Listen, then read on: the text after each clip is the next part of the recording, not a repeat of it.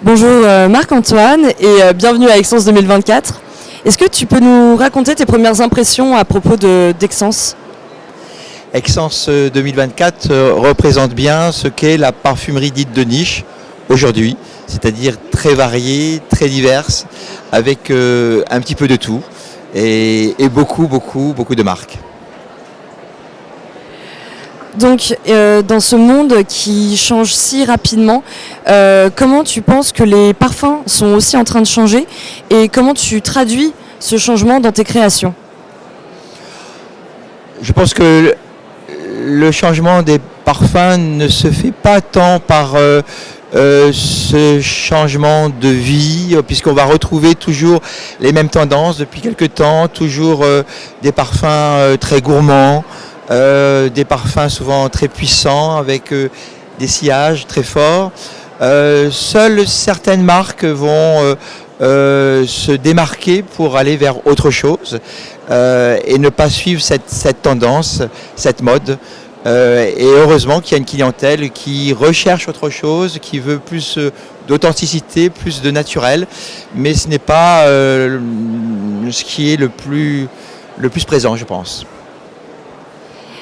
Est-ce que les parfums, dans ton opinion, ont un côté spirituel? Et si oui, comment tes parfums, en fait, comment les parfums aident les gens dans leur recherche spirituelle?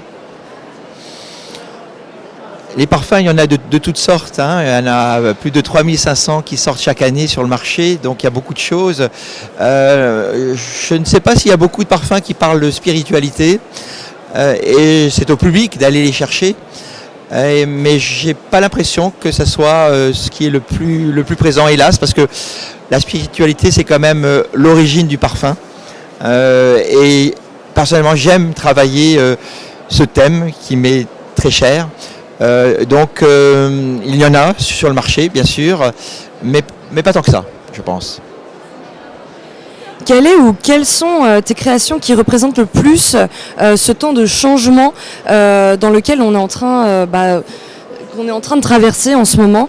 Et si oui, est-ce que tu peux nous les présenter, une ou plusieurs créations?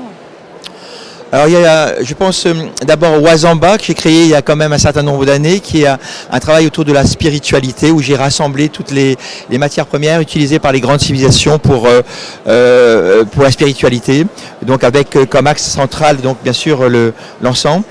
Et puis je pense qu'il y a aussi des créations qui font plus la part belle aux matières premières naturelles sauvages, comme Mal-Aimé. Mal-Aimé est un parfum dans lequel j'ai rassemblé toutes les mauvaises herbes, toutes les herbes folles, celles qui sont rejetées par le public, qui sont interdites des flacons et des beaux quartiers. Et j'ai voulu rendre hommage justement à ces mauvaises herbes qui ne demandent rien à personne, qui peuvent être très belles. Et j'ai rassemblé donc dans ce parfum Mal-Aimé toutes les herbes, toutes les plantes dites mauvaises et qui peuvent avoir beaucoup de charme, beaucoup de sensibilité. Et à ma grande surprise, il y a un public qui apprécie ce parfum Mal-Aimé. Donc il y a d'autres créations aussi, bien sûr, qui sont plus proches de la nature. Vétiver Bourbon, qui est un vétiver sauvage, comme je l'aime, quand il est extrait, arraché de la terre, donc avec un côté à la fois roots, racinaire, mais avec en fond toute l'élégance naturelle de ce vétiver. Donc je pense que oui, il y a dans ce que peut rechercher le public dans ce nouveau monde, c'est des choses plus naturelles, plus vraies, plus authentiques. Et je pense que le public, il y a un public qui sait reconnaître ça, qui sait quand le parfumeur travaille avec son cœur et non pas en se demandant ce qu'il y a comme tendance actuelle et qui ne suit pas les tendances. Et je pense que c'est ça le plus intéressant. C'est pas suivre ces tendances, mais de parler avec son cœur et de raconter les histoires que l'on veut.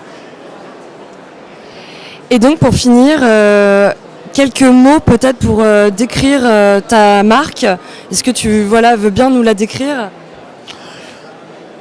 Contrairement à beaucoup de maisons, je pense, je ne crée jamais un parfum en ayant en tête une cible humaine, une femme, un homme de tel âge à tel âge, qui aime tel basket, qui aime telle série télévisée. Je m'en fiche. Je n'ai jamais en tête une cible humaine.